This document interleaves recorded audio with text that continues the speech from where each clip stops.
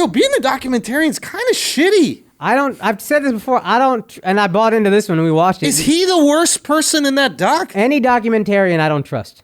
I don't trust any documentary. And I bought into this, and this is why, because you can make me think whatever you want me to think with hundreds of hours of footage that you edit into 2 hours of whatever you want it to be. And in this case, 7 hours of whatever you want it to be. Yes. You got to get your point across from 7 years of footage that you cut into 7 hours. Of course I'm going to believe whatever you want me to believe.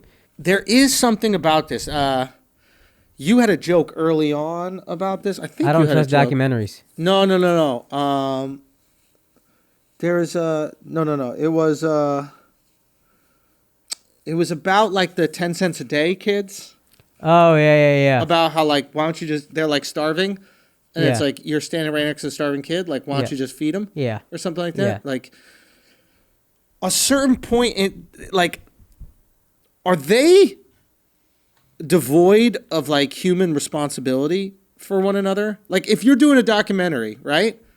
You're still a human being. Right. And you still have a responsibility to people around you. Right. We just allowed him for months, maybe years, to film all these people that he knew were doing horribly illegal shit. And he didn't in any way step in because he was a documentarian. I don't understand why that like, if you know a murder is going to happen, right? And you don't do anything, can you say, oh no, I'm not a documentarian? Yeah, that's true. There is some kind of thing. If they're actively breaking the law, you should report it. Yeah, you are complicit. I think that's the term. Now, to play devil's advocate, I think you Please have to do, so I can understand this. I think if you see someone breaking the law, you have to report it as a documentarian. I think. He saw them breaking the law. What did he see? He saw them breeding the cubs. They're not allowed to breed the cubs. He saw them we saw them breeding the cubs. That's number one. Doing meth. He must have seen people doing drugs. He had to see him do the meth. Yeah, I don't know what is that? Because I was going to say... Well, doing meth probably isn't illegal, but buying it is illegal. I mean, he saw him basically like capturing people. Like he knew the other guys weren't gay. He knew they were taking advantage of him. I don't know if it's illegal to do that kind of stuff, but it is unethical to know that shit is going on and the whole time go, I'm going to profit off of this. You got to be a scumbag, bro. Like, you're not trying to save people. You don't care about fucking animals. You're doing this because you're like, I can profit off of this and I can make millions of dollars potentially. You know who's probably the biggest insight into what a documentarian really is? What? The reality show guy who wanted to do the Joe Exotic reality show. Because remember that guy who I actually thought was full of shit as I was watching, but I think an insight is when he was like, Joe Exotic wanted me to do his internet show if I could do a reality show on him. And I was like, yeah, fine. I'll do your little piddly-ass internet show. Yeah. I own all this. Who cares? And you look at him like, oh, you're an asshole.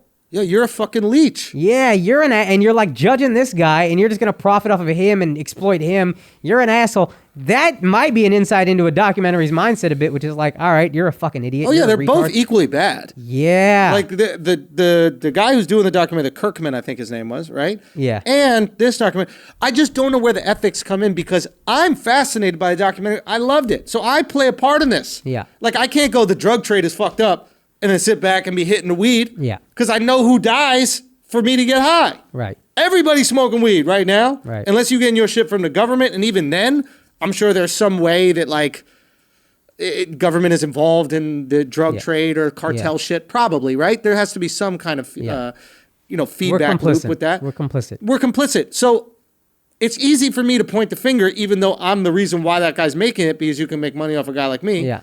Go, Mark. Do you think it's different for journalists? This is a thing that journalists they have like the code of journalistic integrity. Yeah. Where like they're taking pictures of starving kids in Africa. And they don't give them any food. They can't feed them. Like National Geographic, like they're doing these crazy shits and they can't intervene. So you have to be a complete bona fide psychopath. Like when I watch these documentaries on Discovery Channel and it shows the polar bear slowly dying, and you just videotaping this motherfucker slowly die. You're like not allowed to help, I think. But I don't know why. Come on, It's not against the law. It's some code or something. It can't be illegal to be a documentarian. You know what that is? That's them trying to carve out their immoral life into a moral, within the morality we all live in. I'm not allowed to help. Says who, motherfucker? Says the group you going to jail for feeding a starving kid?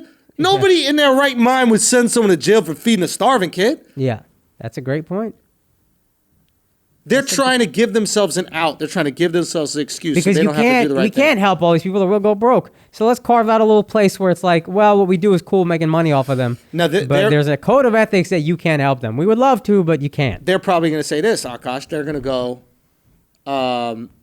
if I make this documentary, it's going to reach so many people who are then going to donate money. Yeah. And by donating money, will help way more of these kids. Now, what I would say to that is, cool, that's a great point. What you could also do is take the proceeds from your documentary and donate it to them in addition to whatever aid they get.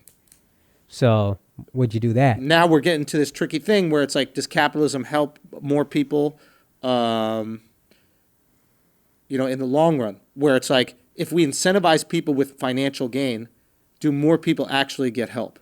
So I'm going to incentivize you to make this documentary with financial gain. You can become a millionaire off of this. But you know what? If it's popular, people are going to donate tons of money to those starving kids. It's a tricky thing. And that's why I'm trying to bring it up. I'm just trying to get to the bottom of it. It's like, what are the ethics of making a documentary about some fucked up shit? I've always thought this about Vice. Vice is talking to all these like terrorist leaders and shit like that, right? Yeah. Like they sit down, they have these documentaries where they're like, hey, we talked to an ISIS leader in a cave in Afghanistan.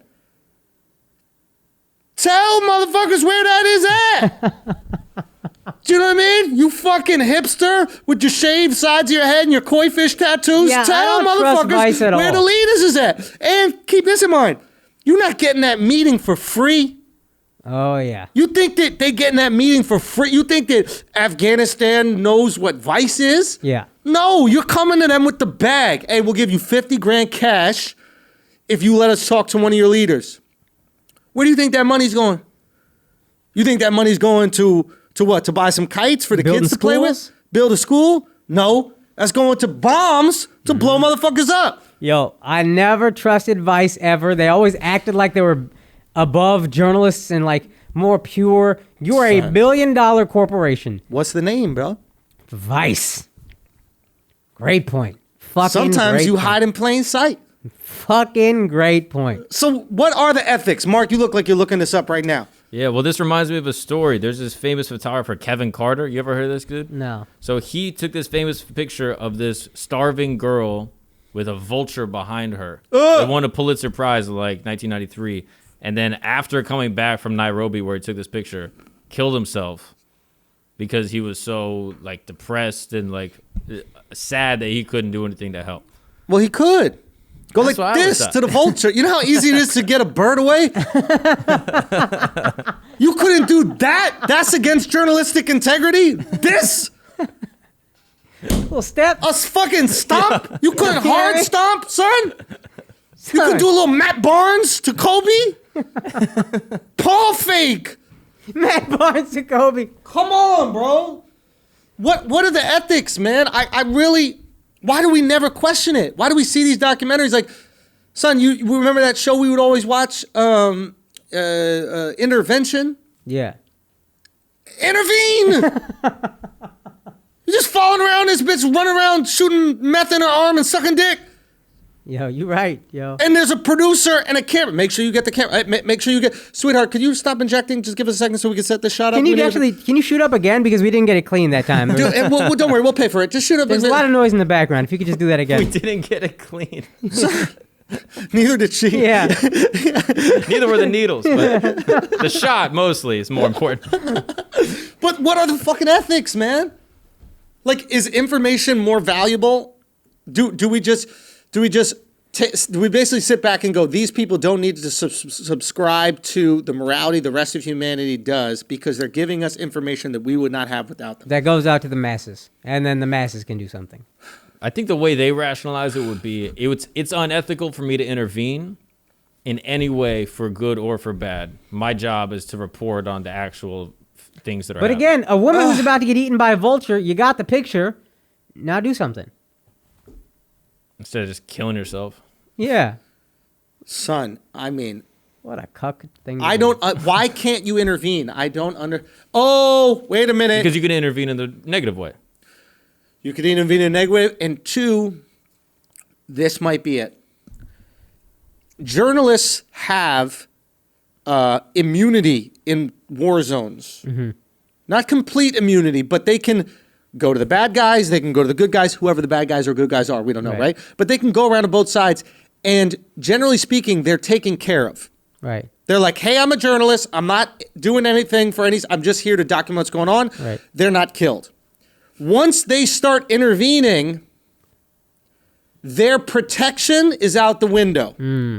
Now, when we're going to some tribal warfare zone in fucking the Congo, and the journalist is just there to ask questions, they got to kidnap the journalist because they're like, yo, the last one that came here, he intervened when some girl was getting her arm chopped off for stealing a diamond, so you might be here to intervene as well. Or he's feeding our enemies to go fuck yourself, you're not getting anything out of me. Maybe he'll kill you, whatever. Crazy so shit. maybe the honorable thing for a journalist to do is protect other journalists by not intervening. That's interesting. It doesn't. I don't think it applies to ever like a vulture eating a bitch. I mean, it's a girl. Did you just call a starving 9-year-old a bitch, bro? I gotta keep that same energy. You know what I mean? Do ya? Would anybody be listening to that sentence at home going, oh, you're not gonna call the starving 9-year-old been eaten by a vulture a bitch? Oh, you soft that guy. Can I say one thing? All right, go. You right. you bring up a valid point. I can't argue what you're saying right now. You know what you just did, I've been hoping my girl would do for about a year right now. Just interrupt me and go, you right.